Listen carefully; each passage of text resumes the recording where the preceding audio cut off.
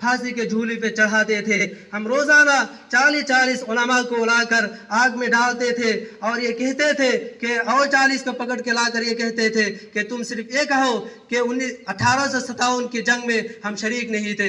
لیکن ہمارے علماء نے اس بات کا گوارا نہیں کیا کہ ہم یہ بات کہہ کر اپنی جان کا چھٹکارا ملائے. ہمارے علماء نے اس بات وطن کی خاطر اس بات کو بھی نہیں کہا کیا ان کے بیوی نہیں تھے, کیا ان کے ماں کی محبت نہیں تھے ان کے پاس, کیا ان کے باپ کا محبت نہیں تھا, کیا ان کے اولاد نہیں تھے, کیا ان کی فیملی نہیں تھے. سب کچھ تھے, لیکن ان کو سب سے یہ بڑی محبت کی چیز تھا کہ ہماری وطن, ہمارے دیش ہمارے لیے سب سے بڑا ہے.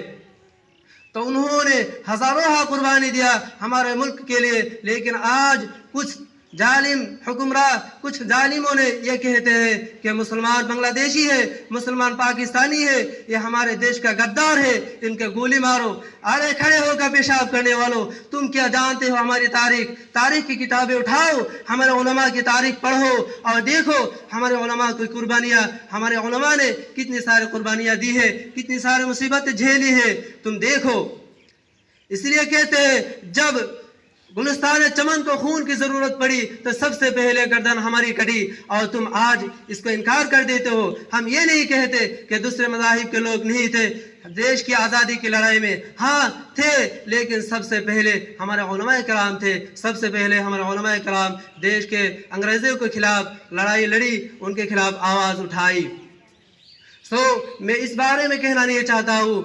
ہمارے دیش 1947 میں ہمارے دیش کا آزاد ہوا, اور اس کے بعد ہمارے علماء نے اس دیش کو چلانے کے لیے ایک بہتر